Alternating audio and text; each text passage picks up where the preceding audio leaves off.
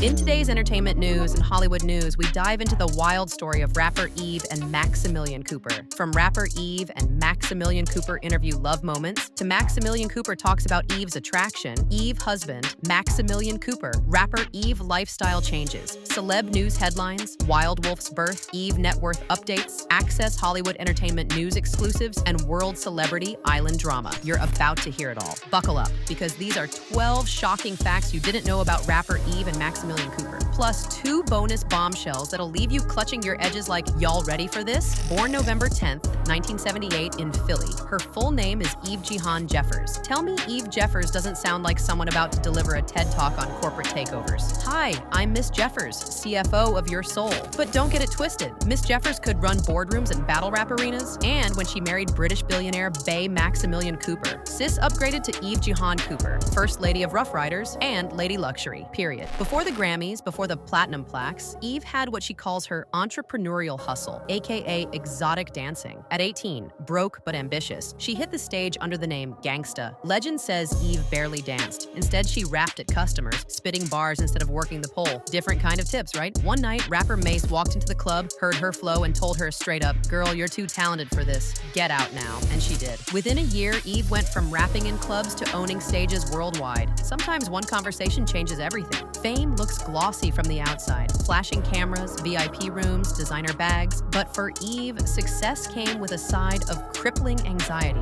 She battled panic attacks that would hit right before interviews, shows, even recording sessions. Behind every flawless appearance was a woman fighting invisible wars. Eve leaned on therapy, meditation, and sheer determination to survive the pressure cooker that is Hollywood fame. Just another reminder that glitter and Grammys don't erase the need for mental health. Now, this one hurts. Early in her career, Eve signed with Dr. Dre's Aftermath Records. She recorded tracks, built dreams, and waited for her big break. Then, silence. Dre's focus shifted when he discovered Eminem, and Eve was quietly dropped. Imagine getting that close to your dream, only to watch it disappear. But Eve, she didn't cry about it. She packed up, linked with the Rough Riders crew in New York, and the rest is history. Sometimes rejection is just redirection. After getting dropped, you'd think most artists would crumble. Not Eve, she came harder. When she dropped Let There Be Eve, Rough Riders' first lady in 1999, she didn't just make noise, she made history. 3rd female rapper ever to debut at #1 on the Billboard 200, right after legends like Lauryn Hill and Foxy Brown. And let's be real, she did it while holding her own in a crew packed with testosterone. DMX, The Lox, Dragon, and Eve,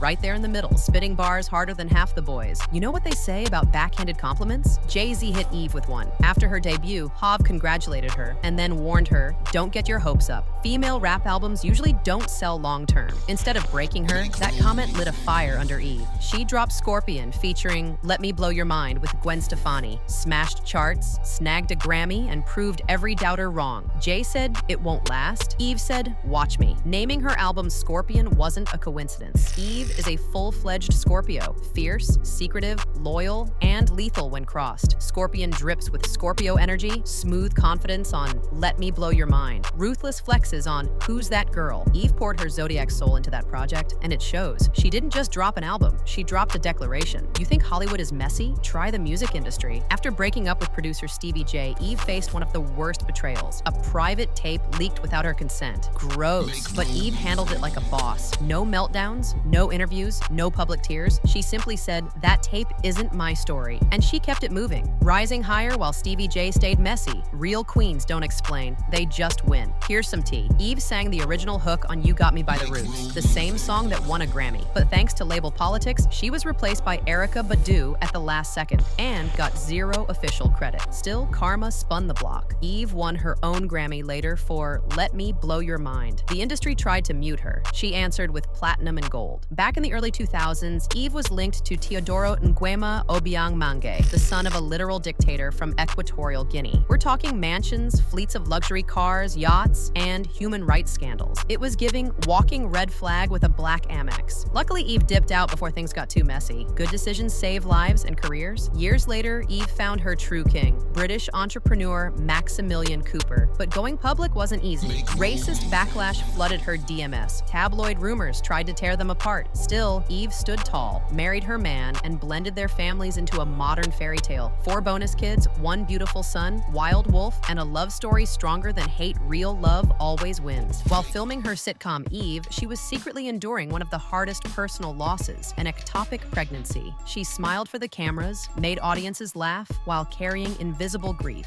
Years later, Eve opened up about the experience in her memoir, Who's That Girl?, proving once again, real strength is often silent. Eve the sitcom gave us fashion, friendship, chaos, and vibes. Canceled after just 3 seasons? Travesty. Fans still bring it up today, asking for reruns, remakes, anything. Proof that true cultural impact never fades. The paw print tattoos? Yeah, those were a wild dare when Eve was young and rebellious. Her mom hated them, calling them tacky. Years later, when Eve thought about removing them, her mom surprised her, saying, "Girl, that's how people know you. Those paw prints aren't just ink, they're a legacy." From rough Philly streets to billionaire estates, Eve proved you can rewrite your story as many times as you need. Anxiety, conquered, industry betrayal, outsmarted, heartbreak, overcome, legacy, cemented. At 46, with a $25 million net worth, an unstoppable career, and a beautiful family, Eve isn't just a pit bull in a skirt. She's a global boss in heels. If you learned something new about Eve today, smash that like button, drop a paw print emoji in the comments, and subscribe for more legendary stories every week.